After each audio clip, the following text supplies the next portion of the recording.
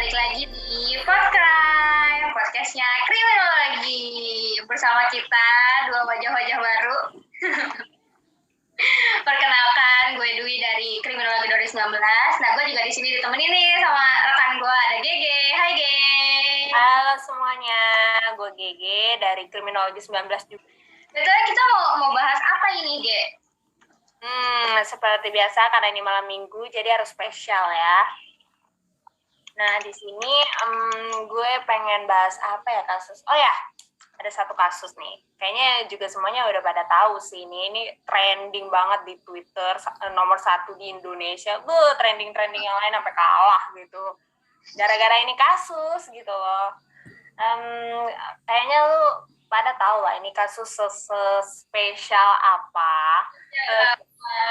Mungkin seperti nasi goreng spesial pakai 2 telur gitu. 2. Jadi ibarat kalau nasi goreng spesial pakai 2 telur tuh ibaratnya gue kasih gambarannya nasi goreng. Jadi kalau gue artikan gitu ya, gue terjemahkan gitu. Ini ada satu topik kasus dalam satu instansi, terus ada 2 kasus gitu. Agak complicated gitu ya?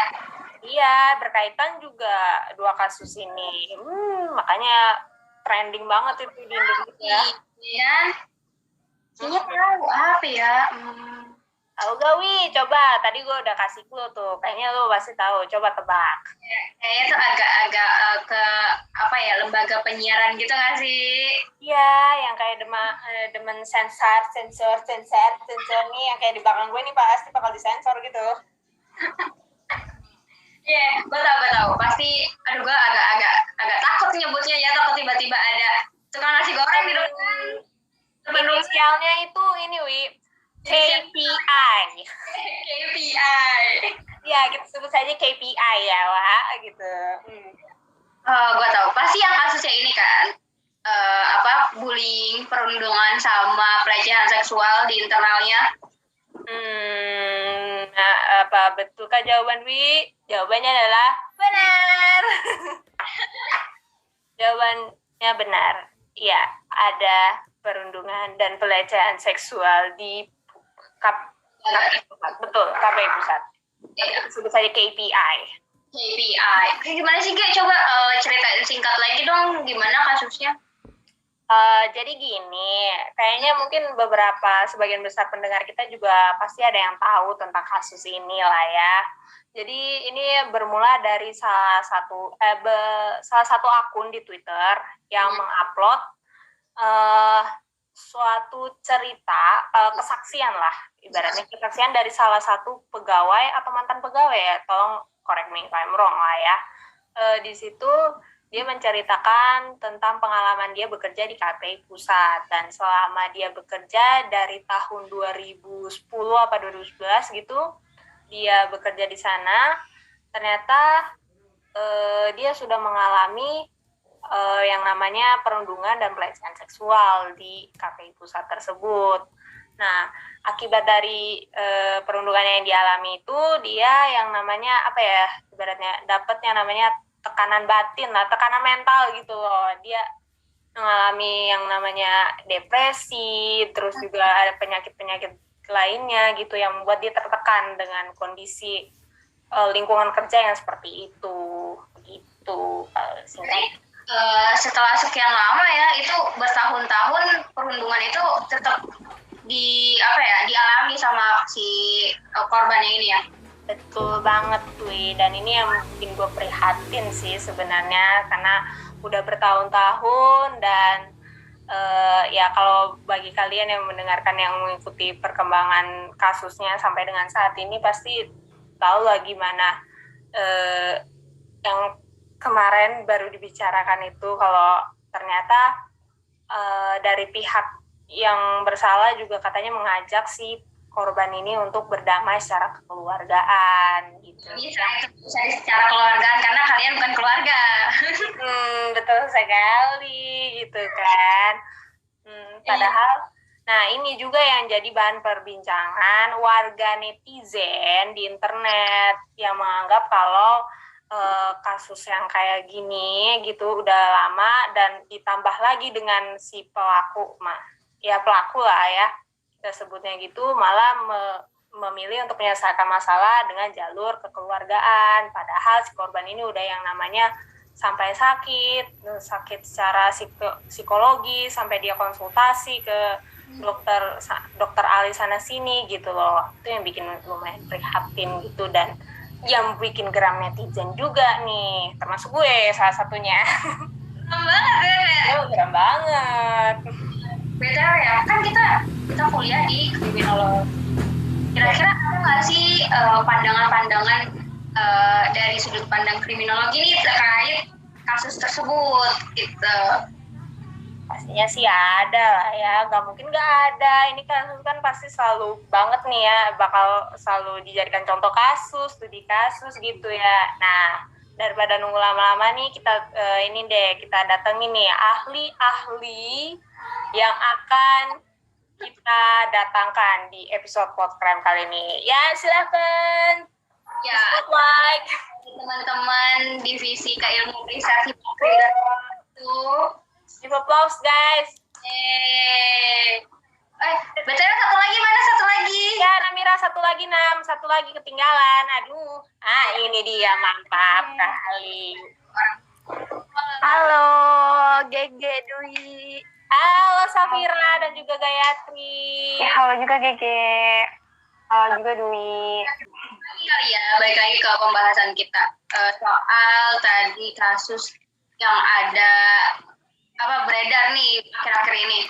Ada kasus perundungan dan pelecehan seksual di KPI. Nah, apa sih pandangan umum menurut kalian berdua atau bahkan menurut ahli kriminologi atau apa gitu? Iya, kalau menurut gue yang tadi dua kasus yang tadi itu emang benar kan kata Gege sama Dwi.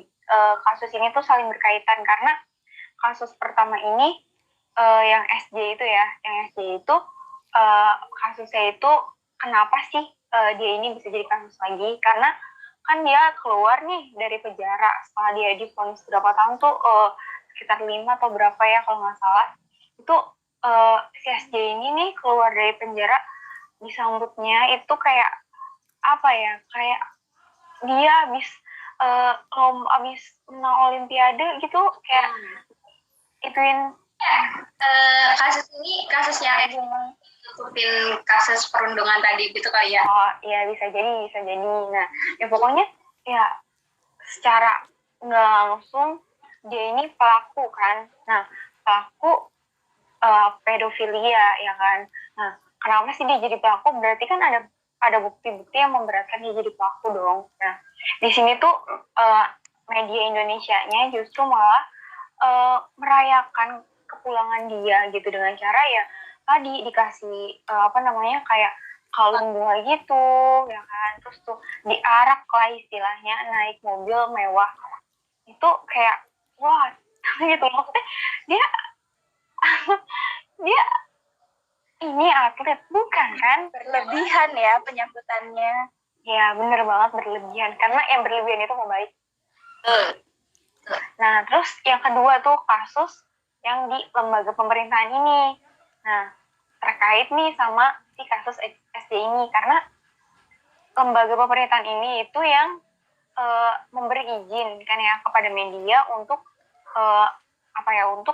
si konten dia kepulangan SD ini tuh dijadiin berita ya kan. Nah, terus juga ternyata di lembaga ini tuh ada kasus juga nih yang hampir mirip ya, mungkin hampir sama lah garis besar kasusnya gitu sih ya, bisa jadi sih. Karena yang gue lihat kasus yang dari lembaga ini kayaknya udah redep gak sih, nggak ada tuh ini lagi ya kan. Kalau dari gue sih gitu. Dari Safira ada yang mau tambahin dulu nggak? Kalau menurut gue ya kayak disayangkan banget gak sih ada kasus dari lembaga pemerintahan, apalagi kayak KPI atau KPI tadi ya sebutannya, kayak apalagi kasusnya ini bersinggungan gitu dengan pembulian, terus juga kekerasan seksual, itu tuh sangat bertabrakan banget gitu kayak dengan fungsi lembaga itu sendiri. Padahal kan mereka juga kan biasanya benar tuh yang tadi JJ bilang di awal, yang nyensor hal-hal yang berbau seksual, tapi sayang banget lah ada kasus kayak gitu dan baru terungkap setelah beberapa tahun kejadian, setelah viral. Iya, Kan katanya juga si korban ini udah nyoba buat ngelaporin gitu kan, cuman sayang banget belum beres gitu kasusnya, dan nunggu viral dulu itu mengecewakan lah. Mengecewakan lah gitu ya. Oh, berarti nih kalau misalkan aduh gue anjrit. Enggak, mungkin gini kali ya, kasusnya kayak dari yang tadinya ada nih pelecehan seksual yang terjadi di KPI, terus ditimpa lagi dengan kedatangan si gue inisialin aja ya SD, soalnya agak rada males saya nyebut namanya ya, gitu, demi kepentingan bersama gitu ya, saya mengucapnya inisial aja ya SD gitu. Jadi kayak udah ada kasus pelecehan seksual di dalam internal KPI pusat, terus ditimpa lagi dengan kedatangan si SD yang mana sebelumnya mungkin kalau para pendengar atau teman-teman gitu ya, atau ya mungkin yang ada di sini gitu pernah ngikutin ini sekitar tahun 2016 tuh SD pernah ditangkap karena kasus pedofilia gitu. Dan ini yang membuat emosi gue bertambah.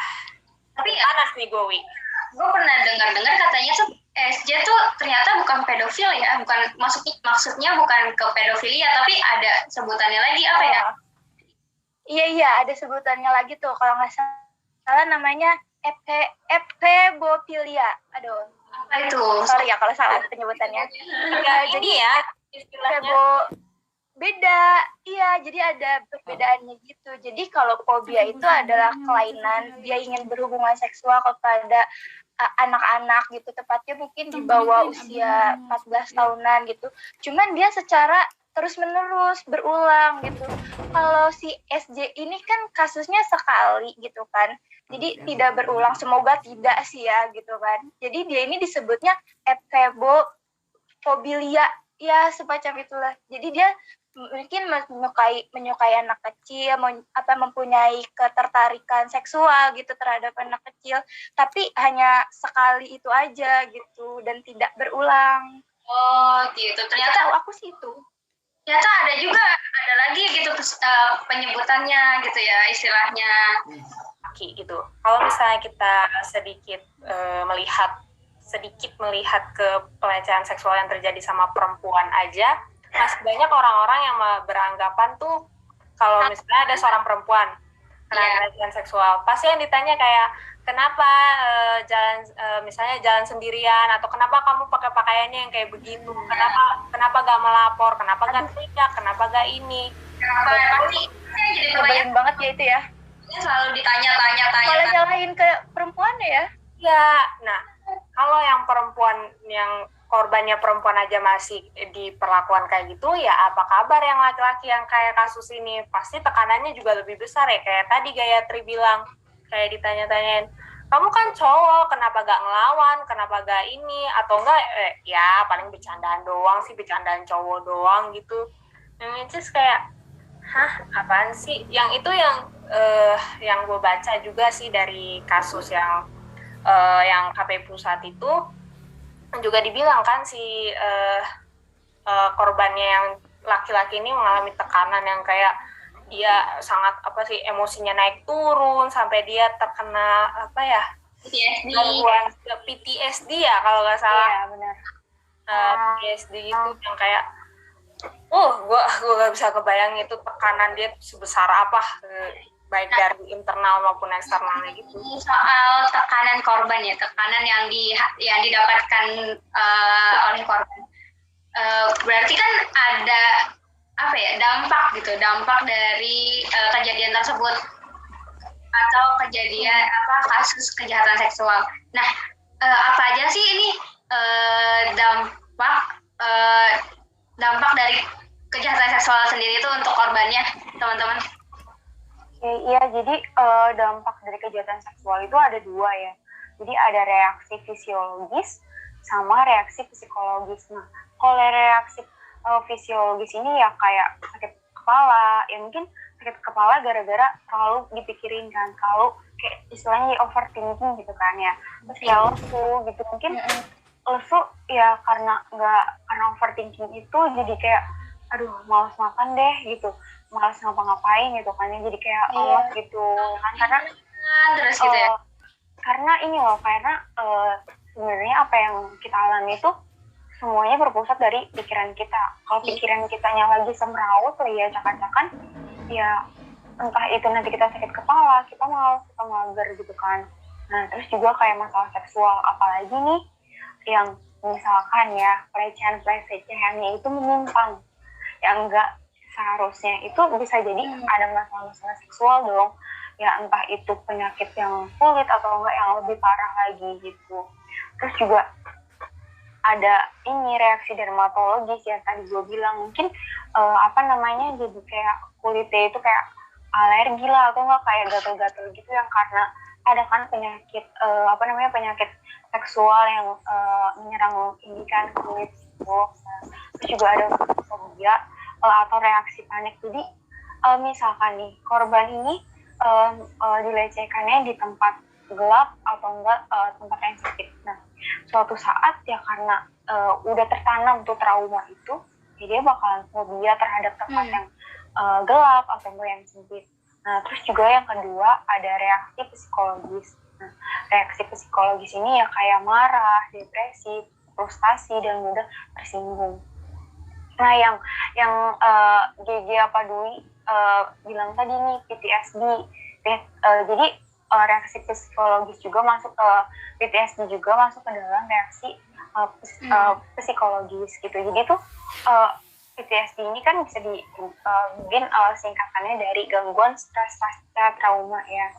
Jadi ya karena gangguan ini tuh dia sulit pulih gitu loh. Jadi kayak mungkin dalam pikiran korban ini masih terbayang-bayang ya. Iya, masih terbayang-bayang. Terus dia mikir dong, aduh gue gak berguna lagi nih hidup di dunia ini, gue udah kotor gitu kan, gue udah gak pantas dibilang manusia gitu kan. Jadi tuh susah gitu. Emang kalau mental kan lebih susah ya disembuhinnya karena nggak kelihatan gitu. Kalau misalkan kita berdarah, kita tinggal kasih obat udah selesai. Kalau mental ini kan kayak lebih rumit gitu sih. Tapi ya yang gue bilang tadi, semua penyakit itu berpusatnya sama pikiran kita. Jadi gimana kitanya sih. Tapi kalau memang kitanya punya tekad yang kuat buat pulih dari keterpurukan itu, ya pasti bisa sembuh sih, bisa beraktivitas seperti dulu lagi gitu sih. Iya.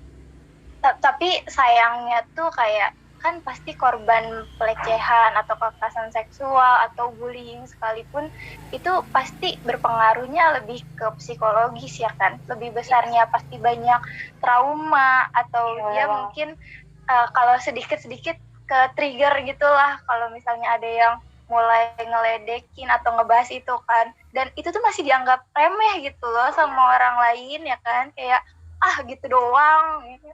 Itu sayangnya tuh gitu. Padahal dampaknya tuh besar dan pasti lama ya nggak sih? Ya, seumur hidup bisa jadi ya. Terus bahas tentang reaksi masyarakat nih. Reaksi masyarakat kan tentang adanya dua kasus yang kayaknya selisih waktunya dalam satu hari yang sama, yaitu trendingnya langsung gitu kan di internet tuh langsung cepet banget gitu kan. Reaksi masyarakat kalau dari kasusnya SJ dulu apa yang dari ini nih yang pegawai? KPI dulu, karena misalkan diurutkan ya kejadiannya tuh yang kasus internal dulu itu yang viral. Nah beberapa hari setelahnya baru deh tuh tiba-tiba SJ muncul pulang ya boom. Makin lah membuming ini nama KPI ini guys. Jadi kalau misalnya lihat kalau dari yang dari KPI ini, kalau dari KPI ini kan masyarakat tuh yang tadi gue sempat bilang juga kalau masyarakat tuh yang namanya mengkawal banget kasus ini sampai dengan tuntas, bahkan mereka menunjukkan reaksi yang dimana mereka tuh sangat geram dengan tindakan pelaku yang meminta meminta korban untuk menyelesaikan kasus ini dalam jalur damai, padahal si korbannya udah yang namanya sampai yang namanya udah konsultasi ke segala psikiater, dokter, juga katanya dia juga ada penyakit fisik juga kan. Gitu kan. Juga disuruh damai, disuruh secara kekeluargaan tuh. Iya. Nah, thank you deh Gayatri Safira. Makasih banyak ya Gayatri Safira udah mau bergabung sama kita, berdiskusi, kita menggibah juga. Iya, mungkin memanfaatkan malam minggu kali ini tuh benar-benar bermanfaat Iya, banget. betul. Beredukasi kan kita, membagikan edukasi gitu kan. Jadi sama buat teman-teman semua yang nonton dan dengerin, kita juga mau minta maaf kalau misalkan selama podcast tadi, selama perbincangan kita tadi itu ada kata-kata yang salah atau yang menyinggung gitu kan. Ya maaf ya untuk pihak yang bersangkutan yang saya sebut. Mohon maaf.